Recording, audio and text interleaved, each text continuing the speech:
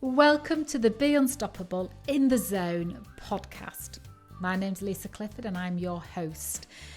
Be Unstoppable for me is all about helping you unlock your incredible human potential and for you to access your mind in a way that it works for you. And that's why I became an empowerment and firewalking instructor, running events where people participate in a way that reveals to them who they truly are without a shadow of a doubt, and therefore enabling people, you, to live the life that you want without any limitation. In the Zone is all about me having a conversation with somebody that is free flowing and we just see where it goes. But we set off with an intention and we're in the zone chatting. And I've created it in this style so that you feel that you want to chip in at any moment and comment and share your perspective, your thoughts, your ideas, your experiences. And of course you can email me and you can also comment on the link. So sit back or enjoy your drive or your walk for this next episode of In the Zone.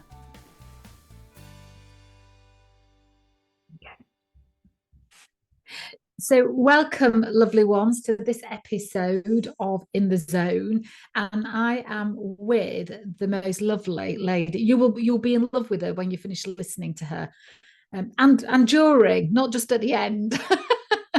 And we have lovely Jen Grange, and Jen lives in Cumbria, and she's already just said to me this morning she's been for a run up to Cat Bells.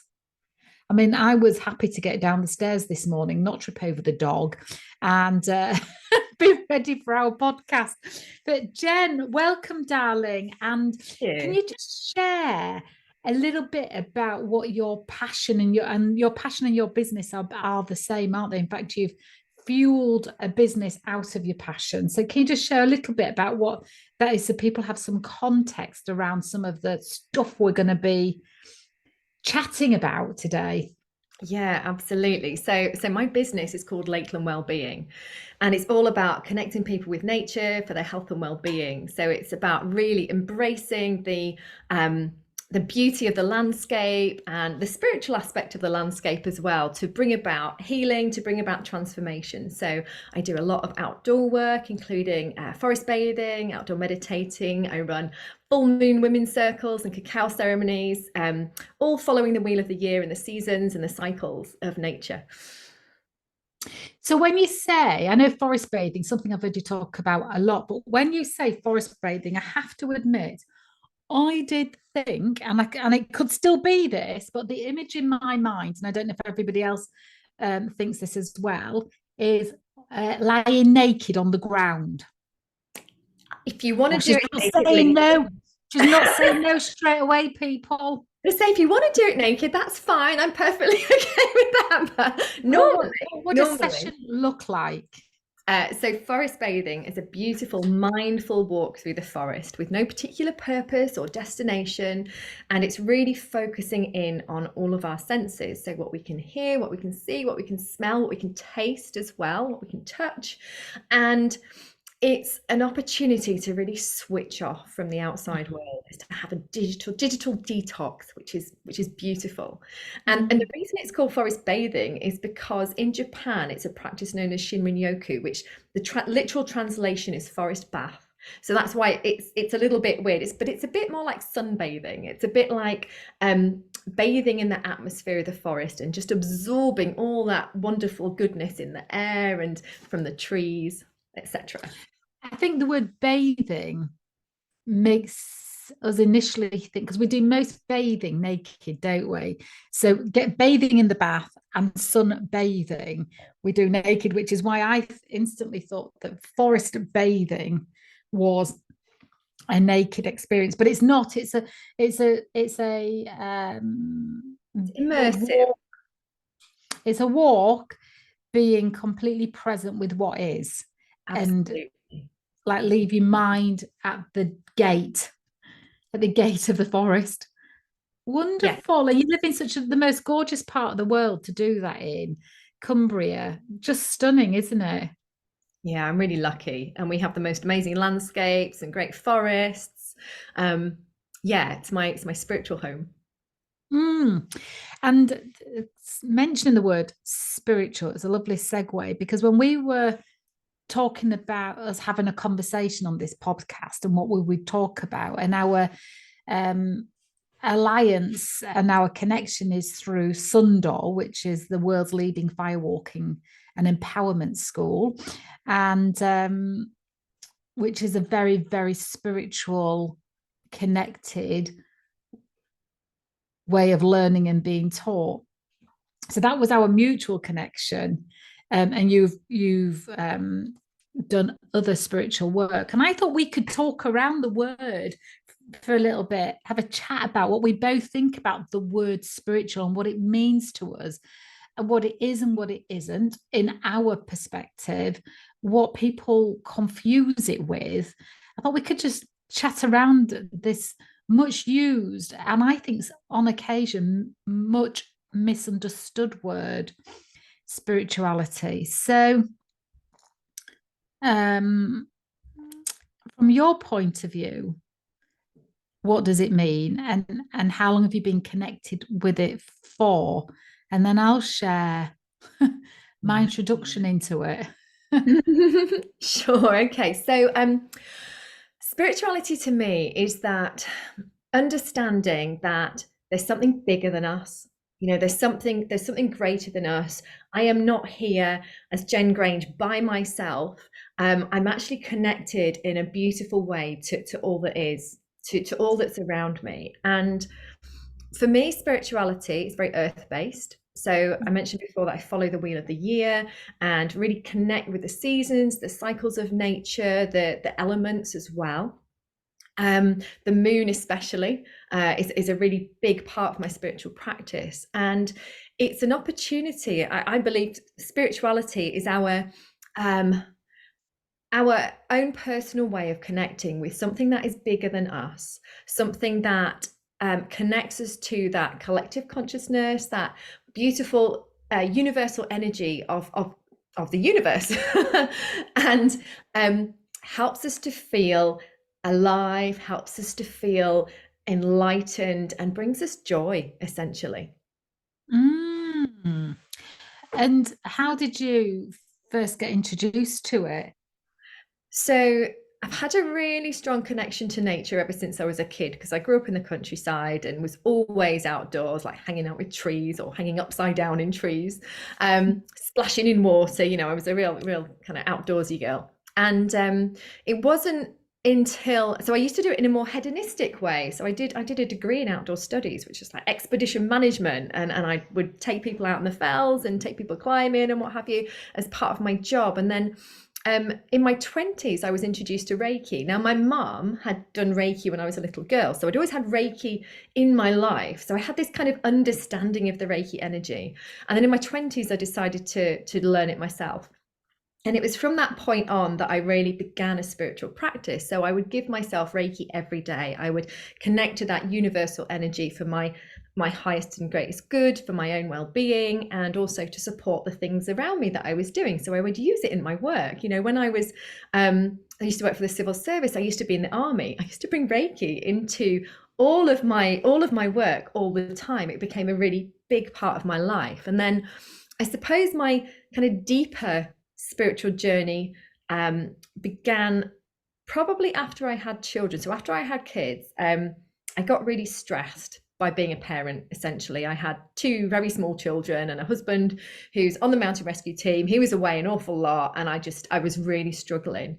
So I began to practice mindfulness. And when I began to practice mindfulness, I began to become much calmer. But the act of being mindful and doing my mindfulness practice really opened me up so much more to what was out there. Previous to that, really, though, actually saying that's kind of really got me grounded into what I was doing rather than just flitting in and out of it. However, I had already done my Reiki master training, and that opened up things to a whole different level as well. But I won't bore you with the timeline, but essentially I have my Reiki practice, I have my meditation practice, which is really important because it's so important to know who you are, what you are, and what are you picking up around you as well. I'm also a shamanic practitioner. I have a really strong practice. I journey with my spirit animals, my spirit guides to give me the guidance and healing that I need. And yeah, lots of different other techniques that I bring into my personal practice. And for me, I would never have said that I was a spiritual person, and certainly would never have said. That's your dog. Lexi.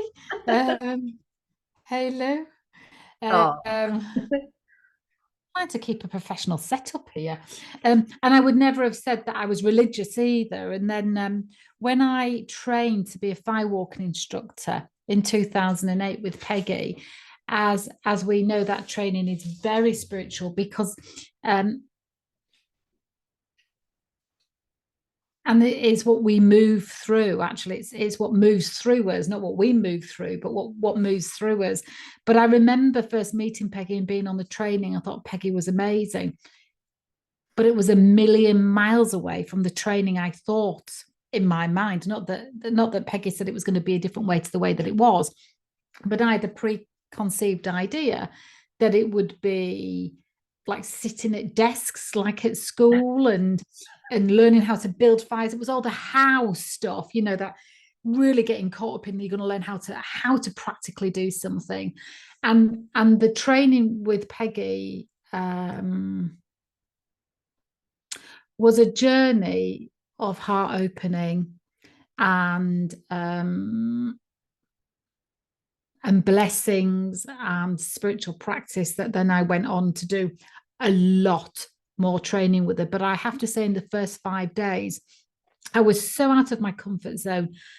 The fire was the least of my discomfort, and I was uncomfortable with that too, because we're learning something new. It's just not. But the spirituality side of doing the healing work on myself and becoming a vehicle and a vessel for transformation for others was so alien and so unfamiliar and so different to anything I'd ever had, that I found that the biggest adjustment on the training and actually the biggest blessing of my life. And so for me, what spirituality is moving everything through my heart. And so trying to tread this walk of life as kindly and cleanly as possible. And what I mean about kindly and cleanly is recognizing what's my stuff to heal and what's not mine to heal as well. And making sure that when I'm interacting with people or connecting with people or being around people, that it's as clean as possible and not messy and not projecting and not proving, defending, just being as gentle as I can, as well as being a human being, and also being as loving as I can. But that does not mean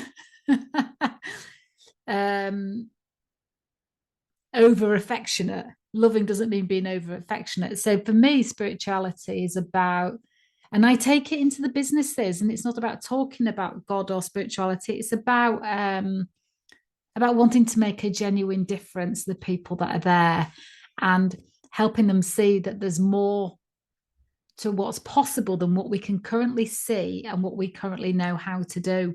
And that's what it is. And as you say, it's the energy, it's the energy framework that we're all connected, and what we feel and what we think and what we feel transmits out. And we, as we've spoken about loads of times, and we can manifest and attract brilliantly in alignment with our thoughts. So that's what spirituality means to me, is that love of what I do, and love of purpose, and love of humanity in an aligned. I try to be aligned with it. But what do you think, what people misunderstand about spirituality when they generalize about it? What do you think the common misunderstandings are? I think spirituality is often connected to religion, which Yeah. is fine, because now I don't follow a particular religion. If I was, I would probably be pagan or Wiccan, but I follow my own religion. I have my Yeah. own way of doing things. Um, Yeah. but I think that quite often people do relate it to spirituality and therefore, to religion, and then get a little bit Yeah. turned off by it and a bit like, oh, it's not for me, or it's too deep and a bit too personal, and then sometimes people are fearful of stepping into that space because it's the unknown, and because it isn't very clearly defined. I think that's also why people struggle a little bit with, oh, that person's a spiritual person. What does that mean? How do I connect with that person then? So I think often the barrier to it is just that not knowing. I think as well, it's this that overarching belief of seeing is believing. So if I can't see it, I don't believe it. Or that they think it's about ghosts or spirits, and to some extent it is. But the way that we're talking about it is about harnessing our own inner spirit and working with that as well as being a human being. There was something I was going to say. Oh yeah, um, when you think back to medieval days, thousands of years, if a woman spoke about spirituality, she was condemned for it, wasn't she? Oh, yeah, don't get me started on this. So that's a bit of a thing for me. So yeah, and speaking about femininity and spirituality, before Christianity came in, before thousands of years ago, people worship the goddess. They worship the feminine energy because the feminine is the creator of life. And we're so intrinsically connected to Mother Earth and to the divine feminine that in many of the ancient sites, any of the like little statuettes or effigies of religious evidence have been in the female form. So there's the Orkney Venus, there's the one from Malta, and we know that this is how it was. But unfortunately, for many reasons, which could be a whole nother podcast, those women who were those priestesses who were holding their power were feared because of their power. And so throughout the ages, and if we go back to the burning times, the witch hunts, women have been suppressed to not feel safe to step into their power. So we've gone on a little bit of a tangent there, but no, but there was something else though as well, which madness. Women were accused of being mad because when they had visions, and as you've said earlier, you do shamanic journeying. If a woman spoke about that experience back in the day, she'd be considered mad and would be put in a institution. Yeah, absolutely. And there was a real fear about it in the past. And I think this is again where some of the blockages to this come in that we used to be so much more connected. We used to be plugged into the earth energies. If you think of all the ancient sites, the stone circles, those places of meeting where the energy lines cross were really, really important. And then as really, I'm kind of, I don't want to point the finger, but Christianity plays a very big part in this, and the patriarchy. So as our systems changed, it wasn't safe to practice in this way, and so that's why it's been lost. And not only was it not safe to practice, but people were taught to fear it. We were taught to fear spirits. We were taught to fear, like you say, somebody that can predict what's going to happen. They must be a witch. They must be dancing with the devil. And because all of this is quashed, in the past, we don't have access as we do, as we could have done. But also people are taught to fear it. So I think sometimes people still fear that element of spirituality because it's the unknown, because it's related to perhaps what we might have termed as the dark arts. Mm, mm. And I guess just like we've got something else to talk about as well, but we're just with this for a moment.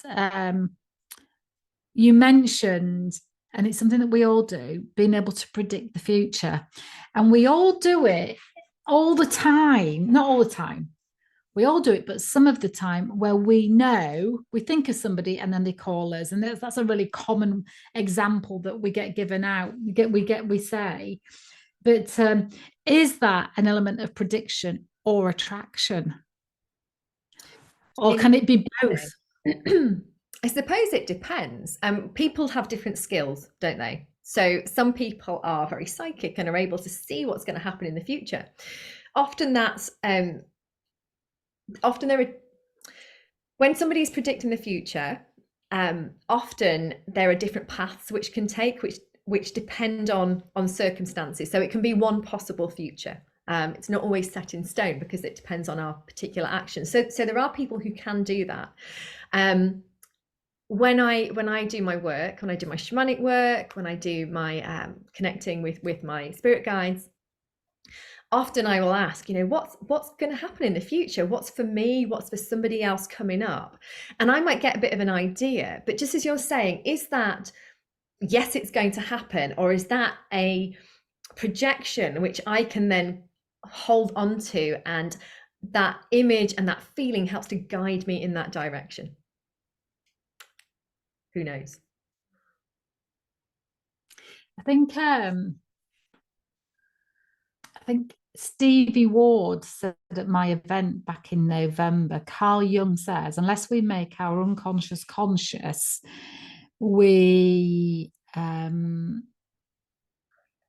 live our lives believing it's fate. Mm. I think I've missed a bit out there. But basically, it's our unconscious thinking is also manifesting, because everything, as we said right at the beginning, is energy. It's all connected. We can pull it towards us, we can push it away, we can create blocks, we can create more flow, but our unconscious thoughts are still transmitting. And then when we create that reality, we put it down to fate, where in fact it's what we've unconsciously created. And it's not external and separate and thought, oh, it's already predestined, but it's actually manifested. Does that make sense? Have I said that right in a way that not just you understand, but everybody else that's listening does? I hope so. It's a bit like, so I work with the law of attraction, which is what we give out and get back. So I work in a very energetic way. And the way that we can work with this is with the feelings in the heart. So the heart is 5,000 times more powerful electrically than the brain. So our heart kind of beams out this electromagnetic signature all the time. And when we see ourselves in the future, when we know what we want and we want to create, if we imagine ourselves in the future, we see ourselves there and we feel all the feelings. So we feel joyful, excited, grateful, whatever it is, and we hold those emotions in our heart and then imagine ourselves beaming them out to the universe. That is our signal to the universe that this is what we want to create for ourselves. And it's not so much about, we can be very specific about it, but often it's I want more joy in my life. I want to be more happy. I want to have more abundance.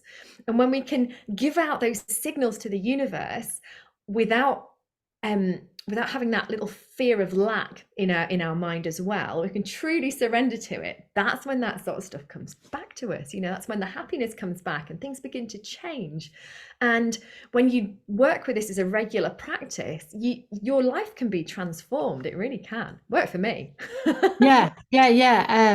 Well, I think I've done loads of work with laws of attraction. In fact, it was quite remarkable how I learnt about it. It was in 2004. This email with a presentation landed in my inbox.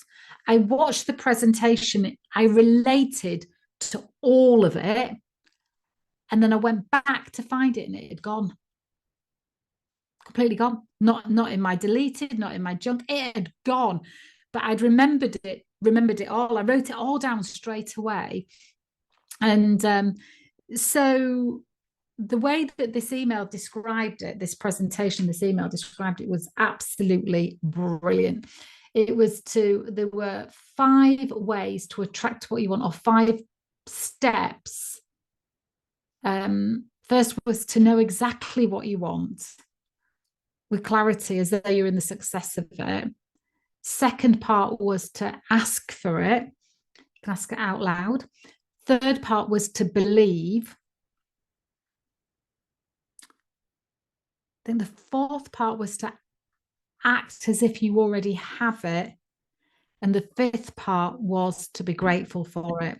Yeah. And then but it was all about, and I think there was a part about raising your energy vibration frequency, because like attracts like.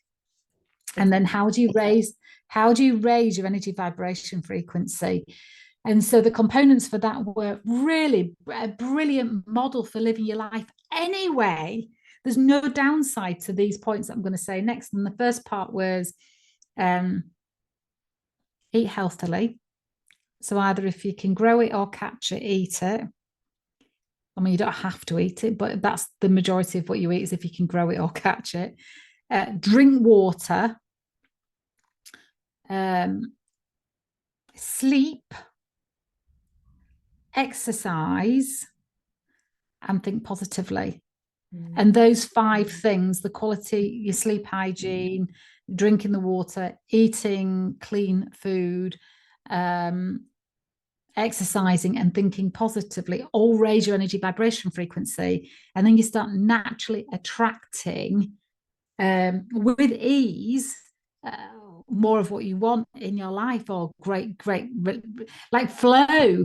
People pick up the phone really quickly, and people are saying yes to things, and people let you out at the roundabout, and the checkouts at the supermarket are quiet when you go in. These little things all start to happening, and it's noticing all those little things, which moves us on to the next thing I thought we would cover today. And you've mentioned it already, and I've just mentioned it, which is about gratitude. The value of gratitude. And it can be the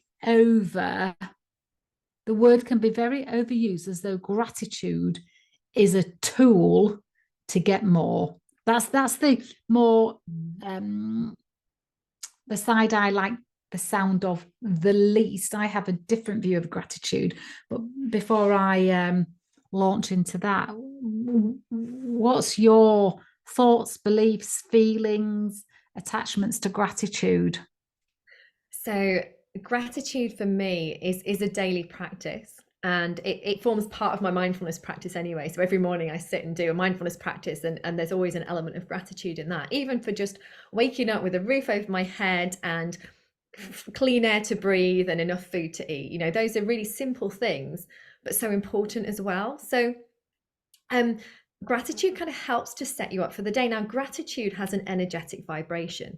When we were talking about emotions before, each emotion has an energetic vibration. We've just been talking about raising our energetic vibration. So, if you think about different emotions, if you're feeling sad, you've got a really low vibration. But if you're feeling joyful, you're kind of up here, aren't you? You're like, oh, hooray. So gratitude sits up here as well. Gratitude helps to raise our vibration. And when we can truly begin to connect with gratitude, it helps to improve our ability to love ourselves, ability to love other people. It opens up so many opportunities, just as we were talking about the law of attraction and things that come back to you. Because when we're truly grateful for something, say for example, you're truly grateful that you have enough money to do something specific, even to feed your family. I'm so grateful for that money. That's the kind of work we're talking about with the law of attraction, because I'm so grateful for it, and more will come our way because we're grateful for it. So gratitude works in that way. There's a practice that Peggy Dillon shared with us, which I know that you'll do as well, which is counting your pearls. So you imagine at the end of the evening that you're stringing a mala beads of pearls, and you think about all the wonderful things that have happened during your day. Now, you might have had a really shitty day, and actually, you know, the things that you put on your pearls are, I had a really nice cup of coffee. I had somebody smiled at me. I had a really nice bath. You know, those could be the things that you're grateful for.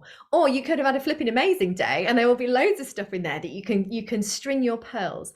But what's really important is, if you can go to sleep having those beautiful feelings of gratitude and holding them with your heart, then when you wake up, you're in a totally different space. You're in a really good space to then have that continuation of that energy, high energy, and beautiful positive energy, which you can then share with the world. Because if you're in a good space, the people around you benefit from your energy, and then they pick up on that, and then they beam that energy out to other people. So it's this beautiful ripple effect. I think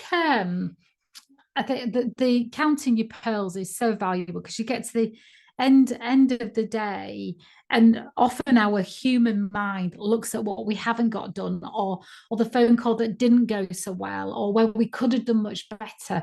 It's a bit like we've been conditioned to, with you know, there's usually a father that says it in the family and creates a belief of don't get too big for your boots, and you know, when you celebrate a success, or you're happy about something, or the higher you go, the further to fall, or don't get your head above the parapet. And there's all those kind of things that are said to us when we're younger, that then creates a behavior over years of, you know, don't count your chickens. You know, if something's going well, don't count your chickens. Things happen in threes. There's all these belief sentences, belief statements, that then make us look at where we're not good enough, what we've got to work on next, and where's the next thing that we're going to trip over. So we tend to not look at our pearls, because we've been conditioned through some like parenting style, in order to keep us modest and grounded, and not to alienate ourselves from our friends, and all those good reasons. But it does create a behavior of only looking at where we need to be better, and not looking at where we're already either enjoying something brilliant, or achieving something good, or experiencing something great. That to look at that is fool's gold almost. That and actually looking at what we have, and recognizing it, and celebrating it, and honoring it, is a way of strengthening it, so that we don't diminish those things and try and replace them with searching for other things, when we've already got a really brilliant foundation. Did you recognize that in people, that sometimes the belief systems that are accidentally instilled through casual statements become our current behavior and perspective? Yeah, so I do quite a lot of therapeutic work with different techniques, and I find that a lot of my clients have these really really strong limiting beliefs about, you know, what they can do and what they can achieve, and have been made to feel small, or it's not safe to, like you say, it's not safe to blow your own trumpet, or to be too big. And that's not, it's not always just through our, I mean, it's very much often through our childhood, especially between the ages of 2 and 6, is where we pick up a lot of our beliefs. It's interesting, some of the work that I do goes back into the womb, goes back into generational work, generational things that have happened in a family, and also go back to past lives as well. So it can be really interesting where we pick these things up from. But one of the things that I really work with my clients, and for myself really, is that, you know, we all have this beautiful ability to shine. We all have this inner beauty and inner abilities, which are often squashed and quashed, and we feel like we can't be too bright, we can't be too shiny, because we'll get hammered for it. You mentioned putting your head above the parapet. It's not safe. And a lot of us feel it's not safe to do that. But actually, who are we not to shine? You know, we are a creation of the universe. Marianne Williamson says this beautifully. I can't remember her exact words, but you know, who are we not to shine? We are a child of what she terms as God, as however we might interpret God, the beloved, how a spirit. And actually, how does not shining and being small, how does that serve the universe? How does that serve the world? And if we can allow ourselves to shine, we also give other people permission to shine as well. And then they can shine their beautiful light, and we help to raise the vibration of humanity, of the planet. And that is where we can begin to really do some good, because when humanity's in a good place, we care about the planet. And this kind of goes back to the roots of my work, is that when we are in a good space, when we are able to love and to be loved, we can begin to love our planet. And that is when things are going to start to shift. You know, I see this in you, Lisa. I see you shining. You shine like a really big, bright light. And think how many people that you influence. And then how many people that those people you influence go on to go, oh, hey, I'm feeling different now. And actually, I'm in a much better space. And then those people pick up on it too. So again, it's this beautiful ripple effect. Yeah, and I think you said thank you for that. I think you said something then that I just wanted to touch on a little bit, but I'll come to it because I want to stick with gratitude for a second. I remember seeing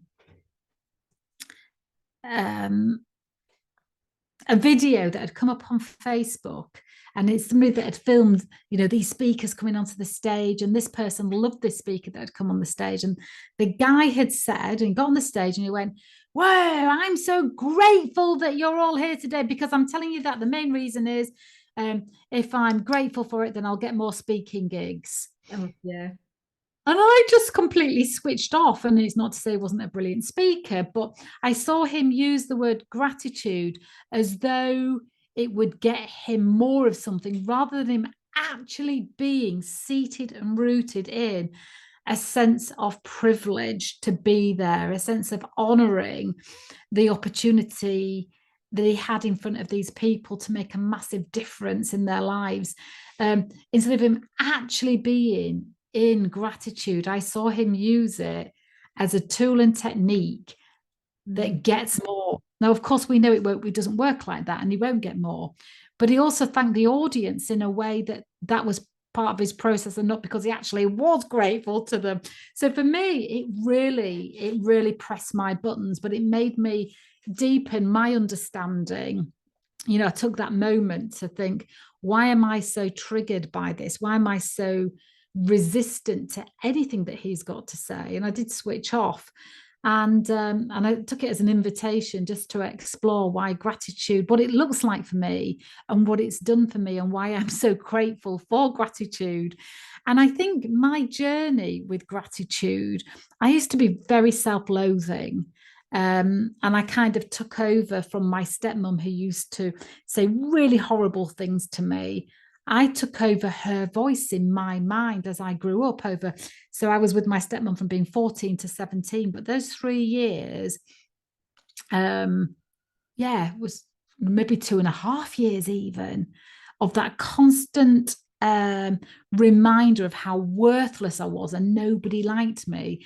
She would do it, say it to me daily, multiple times a day. That then became my inner voice. And so I then, when I started to be in gratitude, and it was just my own way of being grateful for things like, I don't know, that I could find something easily, or parked my car easily, or the postman walked past and there were no bills for me. I know that they just come straight out of my account now. We don't write checks out for them anymore, but still grateful that it doesn't put something nasty in my letterbox. Grateful that I could get hold of somebody. Grateful that my room is warm. You know, I come down and put the radiators on, make myself a cup of coffee, and then when I come into work, this room is warm. I know I put the radiators and I made it happen, but I'm grateful that I've got the radiators. I'm grateful that I've got the room. I'm grateful that I remembered to do it. And so there's a feeling of when you're just grateful, that is a nicer vessel and vehicle to live within, to carry around. But what I noticed is, whilst I'm having that conversation in my mind of gratitude, I am not having the conversation of self-loathing. And interestingly, my relationship with myself is the one that I'm having with the internal dialogue I'm having all the time, which is about being grateful that I've got time to have a piece of toast before this podcast, being grateful that I've got you on this podcast, and being grateful that I've got a podcast. Don't know how many people are listening, but I thank you to all 5 of you. But if that commentary is going on in my mind of looking for the good things, and I have a good feeling, and I don't have the old conversations in my mind of worthlessness and lack of value, and you're going to make this mistake, you're going to get that wrong, that person probably doesn't like Elisa, or any of those things. There isn't the space for both. And so for me, gratitude has actually softened my heart, soothed my soul, and made the space that I think and believe from and hope from a much more inspirational and light and empowered place to grow within and from. So I think that's why I was triggered by this young man's crass use of "I'm grateful because I'll get more speaking gigs." Because I think gratitude has been such a soothing gift to me that had a massive secondary gain of perhaps I might have more experiences that I really enjoy being in. So does that make sense? Absolutely. Yeah, definitely. He's not being authentic about it, is he? In terms of it's what I would perhaps call spiritual bypassing. He's passing on the good things that we can do, yet he wasn't necessarily embodying it himself in a Yes, exactly. Now I think that we're going to save it for a second podcast, because I think I'd like to do a whole podcast on it. So you're hearing this first. Jen's got no clue what I'm roping her into right now. She's smiling and nodding, and if you're watching this on YouTube, you'll see for yourself. I speak the truth, I do. But on the podcast, she won't see this beaming smile back at me, up for whatever I'm going to say. But you mentioned there about, we won't cover it today, but we'll cover it another day, what happens when you're in the womb. Because I love this conversation, but I don't want to dip into it now, because I think it needs its own context, it needs setting up, it needs exploring, it needs discussing. So would you be up for coming back, and we'll have a part 2 to this, Jen, and us talking about how what happens in the womb affects us when we've been in the womb, and not only us, but our children? Yeah, definitely. We'd love to do Brilliant. that. Fascinating thing to explore. Brilliant. Thank you so much, darling. Well, thank you so much for this great conversation about spirituality, about forest braving. Actually, we've just invented a new workshop there, forest braving.